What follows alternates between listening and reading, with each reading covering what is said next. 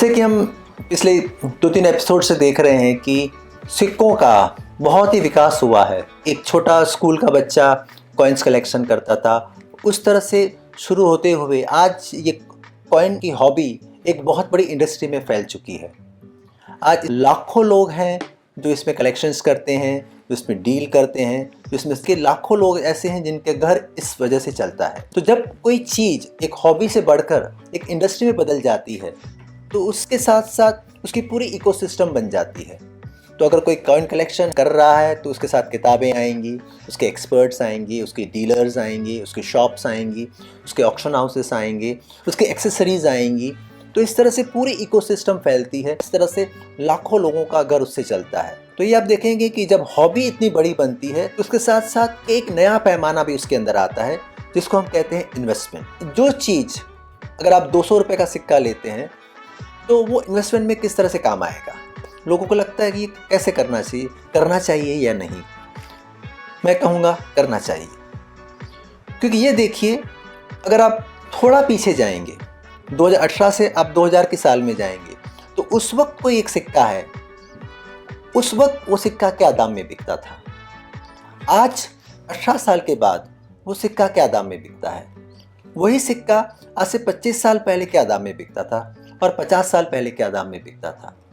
एक छोटा सा एग्जांपल दूं, मुगल राजाएं जो हुए हैं तो उनके चांदी के सिक्के आते हैं, वो करीबन 11 ग्राम के होते हैं और उसको रुपया ही कहते थे उस वक्त। करीबन 1970 की बात करें तो 1970 में उस सिक्के की कीमत, कोई एक सिक्का, कोई भी कॉमन सिक्का आप ले लीजिए, उसकी कीमत होती थी 10 रुपये।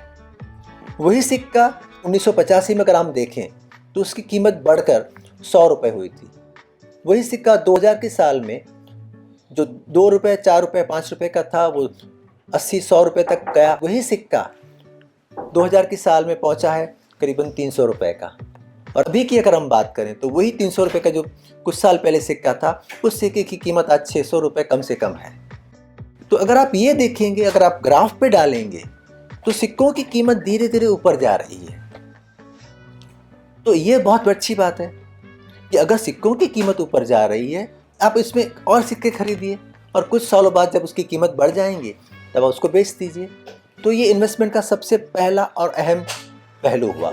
ये भी नहीं है कि अगर आपने कोई भी सिक्का ले लिया और 10 साल बाद, 50 साल बाद, 25 साल बाद उसकी कीमत बढ़ जाएगी, दुगना हो जाएगी, ऐसा भी नहीं है। कई सिक्के ऐसे भी हैं जो आज से 10 साल पहले 100 में बिकते थे, आज 110, 125, 130 रुपये में बिकते हैं। तो उनमें एप्रिसिएशन हुआ है, लेकिन इतना नहीं हुआ कि जिसको हम इन्वेस्टमेंट के तौर पे उन सिक्कों के ले सकें। इसी तरह अगर आप देखें कि 1990 की बात करें तो उस वक्त सोने के जो सिक्के आते थे जिनको मोहर कहते थे, मुगल राजाओं के सिक्के थे, तो उन सिक्कों की कीमत 1990 में 4000 से 5000 रुपये होती थी। आज वही सिक्के इतने सालों के बाद अगर हम देखते हैं तो कम से कम उस सिक्के की जो 4000 का सिक्का था उसकी कीमत आज कम से कम 45,000 हो गई है। तो इन्वेस्टमेंट के लिए एक बहुत इंपॉर्टेंट वस्तु ये भी है कि वो कौन से मेटल का है। तो जो चांदी का सिक्का 100 रुपये से बढ़ के आज 600 रुपये पहुँचा है पिछले 25 सालों में, उसी जगह अगर सोने का सिक्का है तो 4000 से बढ़कर आज 45,000 तक पहुँचा है। तो 10 गुना दाम बढ़ गया है। तो ये इन्वेस्टमेंट के लिए बहुत बड़ी चीज़ है कि आप क्या कलेक्ट करते हैं, कैसे कलेक्ट करते हैं, उसको कैसे संभाल कर रखते हैं और वो किसकी सलाह से भी आप लेते हैं। तो ये होता है कि कई लोग बोलते हैं कि चलो इन्वेस्टमेंट करना है, बाज़ार में जाएंगे और कुछ भी खरीद लेंगे। तो ऐसा नहीं करना चाहिए। इससे आप इसमें इन्वेस्टमेंट में शुरुआत कर सकते हैं। अब ये देखना है कि इन्वेस्टमेंट क्या करें। अगर मैं आपको कहूँ कि अफ्रीका का कोई एक राजा है, 10 साल राज किया उसने, उसका ये तांबे का सिक्का है, आप 5000 रुपये में आपको दे रहा हूँ और 50 साल के बाद उसके 5 लाख रुपए आएंगे, तो आप लेंगे नहीं। आप बोलेंगे कि नहीं, कुछ जच नहीं रहा है।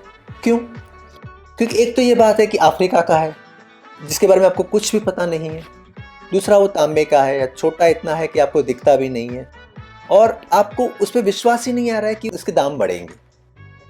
उसके बजाय अगर मैं आपको कहूँ कि ये एक मुगल राजा अकबर का सिक्का है, सोने का है, मोहर है, जो आज से 10 साल पहले 50,000 में बिका था, 15 साल पहले वो 30,000 में बिका था, 4 साल पहले उसकी कीमत 80,000 थी, पर आज उसकी कीमत 1 लाख रुपए है। तो जब आप ये देखेंगे कि ये इस तरह से धीरे धीरे सिक्कों के दाम बढ़े हैं, उस सिक्के के दाम बढ़े हैं, तो आपको उस चीज़ में कॉन्फिडेंस आएगा। तो आप वो सिक्का कलेक्ट करना चाहेंगे, उसको पढ़ना चाहेंगे और उसमें इन्वेस्ट करना चाहेंगे। तो इसी तरह अगर मैं कहूँ कि कोई एक छोटे से प्रदेश का कोई छोटा सा राजा है जिसका आप सिक्का ले लीजिए और उसको आपको इन्वेस्टमेंट कर दीजिए और आपके बहुत दाम बढ़ जाएंगे, 10 गुना दाम बढ़ जाएंगे, तो ऐसा भी नहीं है। क्योंकि क्या होता है कि कोई भी चीज़ उसको अगर कुछ हिस्टोरिकल इम्पोर्टेंस मिलती है तो उसके दाम बढ़ते हैं, लोगों को इंटरेस्ट आता है। आज कोई एक छोटे से महाराष्ट्र के या तमिलनाडु के किसी गांव के राजा का नाम बताऊंगा और बोलूँगा ये सिक्का ले लीजिए, तो आप लेंगे नहीं, क्योंकि आपने उसका नाम कभी सुना ही नहीं है। अगर मैं कहूँगा कि ये अशोक मौर्य का सिक्का है या ये टीपू सुल्तान का सिक्का है, ये अकबर का सिक्का है, तो आप बोलेंगे अच्छा ये तो सब हमने किताबों में पढ़े हैं, स्कूल में हमने पढ़े हैं, उसके बारे में हमें पता है। तो आपको अट्रैक्ट करेगा, आप उसको लिंक कर पाएंगे अपने मेमोरीज के साथ कि हाँ कुछ है। उसके साथ साथ अगर वो सिक्का सोने का हो, वो सिक्का अगर चांदी का हो, उसका कुछ आपको हिस्टोरिकल बैकग्राउंड मिले कि वो कौन सा सिक्का है, कब बना था, क्यों बना था, राजा जब गद्दी पे बैठा तब उसने ये सिक्का बनाया था, ऐसी अगर उसके साथ कोई हिस्ट्री जुड़ जावे, तो ये सारी चीज़ें उस सिक्के की इन्वेस्टमेंट वैल्यू बढ़ा देती है। तो इससे ये होगा कि आज अगर इस सिक्का कोई आप 10,000 का ले रहे हैं तो हो सकता है 2 साल में उसकी कीमत 12,000, 15,000, 20,000 हो जाए। तो इस तरह से आप जब भी इन्वेस्टमेंट करना चाहें तो किसी एक्सपर्ट से राय लेके, किसी बड़ी शॉप से, किसी ऑक्शन हाउस से सलाह करके उनसे आप खरीदें और उनसे आप लेकर अच्छा इन्वेस्टमेंट कर सकते हैं। कई बार ये भी होता है कि लोग डर जाते हैं कि तो पुराने सिक्के हैं, इसको हम घर में रख नहीं सकते, सरकार आके पकड़ जाएगी। नहीं, ऐसा कुछ भी नहीं है। इंडिया में एक एंटीक्विटी एक्ट है 1972 का, उसके तहत आप सिक्का कलेक्ट कर सकते हैं, चाहे इतनी मात्रा में आप कलेक्ट कर सकते हैं, उस पर कोई रोक टोक नहीं है।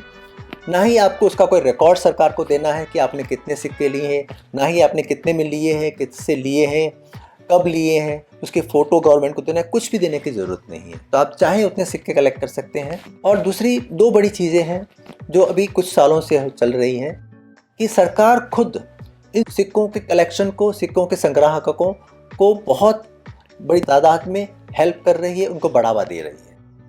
इंडिया गवर्नमेंट मिंट जो है बॉम्बे में है, कलकत्ता में है, नोएडा में है, हैदराबाद में है, ये जो 4 मिंट्स हैं इंडिया की, ये कॉइन कलेक्टर्स के लिए स्पेशली सिक्के बनाते हैं। जैसे अभी 75 रुपीज़ का एक नया सिक्का आने वाला है नेताजी सुभाष चंद्र के फ्लैग होस्टिंग के लिए। तो वो जो सिक्का है 75 रुपये का, गवर्नमेंट वो 75 रुपये का सिक्का जिस पे 75 रुपीज़ लिखा हुआ है, वो गवर्नमेंट खुद, मिंट खुद 3,000 रुपये में बेच रही है।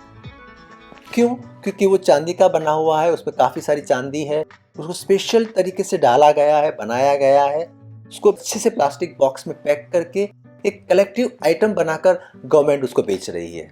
तो सिक्के कलेक्ट करना कोई गलत बात नहीं है, उसमें कोई डर नहीं है, आप उसको कलेक्ट कर सकते हैं।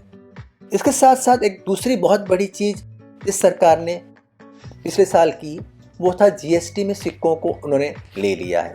तो जीएसटी में सिक्कों के लिए, नुस्मेटिक्स के लिए एक स्पेशल कैटेगरी बनाई गई है और उसके तहत वो सरकार ने उस पर 4%, 12% तरह से अलग अलग सिक्कों पे रेट भी बनाए हैं और उस तरह से आप जीएसटी वाला बिल लेकर आप पुराने सिक्के कलेक्ट कर सकते हैं।